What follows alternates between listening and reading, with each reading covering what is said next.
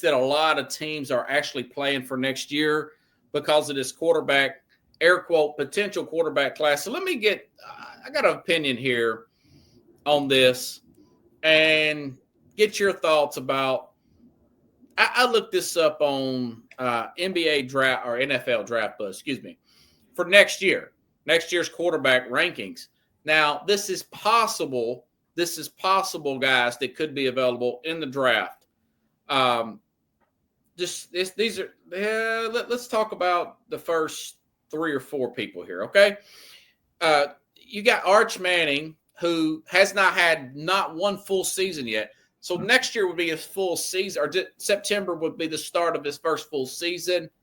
I doubt he even comes out. I think his uncles will probably recommend him. You probably want to stay another year because he's not got that many live snaps yet. So I don't know what this buzz is about next year. So possibly you want to X out Arch Manning. Right. The other one is you got to add a caveat to that. The caveat is also that he's a top leader in NIL deals. So he's making money. Well, and the thing, if I'm his uncles, I'm like, take advantage of that, because once you come to NFL, you're not gonna be able to make that money until you're in the fourth, into the third or fourth year. Yeah, that's true. That's true. And they want him to get those snaps. They want him to be great. He don't have to worry about money. He's already got money. Plus, he's like you said, he's already got NFL. Look, money begets more money. The only way to stay rich is to keep making it. So, right.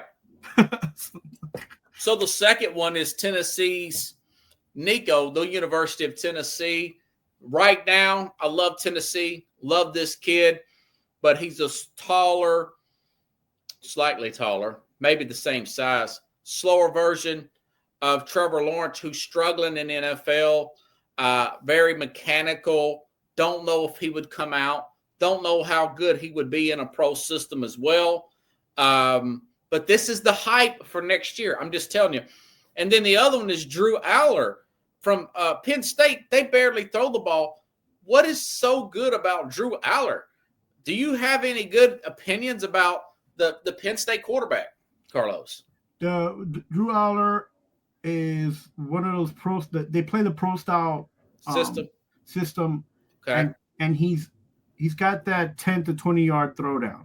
Like remember all the tight ends in the last 2 seasons have been pretty good. From Penn State? From Penn State. So okay. All he has to do pretty much is practice. Tyler Warren's been really good, yeah. Yeah, it's practice that long ball, right? And at the end, you're only gonna be good at the long ball if the person you're tossing it to is just as good as catching it. So that's one of those more interesting guys. If you go for him, you're not sure what you're gonna get. He does have an arm, but you know how much has he been able to use it? How much is he in practice with throwing the long ball? Not much at Penn State right now, but a lot of people take that risk in the NFL because if you're playing pro style and you're racking up yards and the 10 to 30, 40 yards on the short passes, and that's most of like what all the teams and what all the coordinators love to do anyways, right? So yeah. And then the other guy is, I haven't heard of this guy, Lenore Sellers. Is that the player from South Carolina? Sellers. I can look him up real quick. Let's see. I'm trying to figure out what school this kid. Okay. Yeah, South Carolina. That's who I thought it was. Okay. He's 19 years old. He would essentially been 2 full years. So I don't know if he would be ready. And the other one would be LSU's Garrett Nussmeier. I'm sure you've watched a lot of him. Not a bad quarterback, but this thing, Nico could stay. Arch Manning could stay. Drew Aller seems he don't impress me. Maybe this Lenore Sellers tears the world up this year. They had some good moments, and Nussmeier is just okay. He don't look like an all-world guy to me neither. So I if you see a team like a Tennessee or a Cleveland or a Giants, I don't see any reason why you wouldn't think twice about taking a Cam Ward who's played 4 and 5 years in the league. Yeah. Same thing with Sanders, which every time I listen to another report, man, it feels like his stock keeps going down. Yeah, I think the fact that it's going to be a top-heavy QB class. For just those two players? No, well, there's about 15 quarterbacks that are QB rating over 70%, which I think is what the bigger scope is, the bigger picture is for these scouts. Like you're mentioning the top 5, but the ones on the bottom end of that are the ones also that they're gonna keep their eyes on. Guys like next year, guys like King, Haynes King, and they got what's this guy, Connor Wegman. So Georgia Tech. That guy's bounced around the league forever. Carson Beck's bounced around. Right. Moss. Cade Kublik from Moss. Who?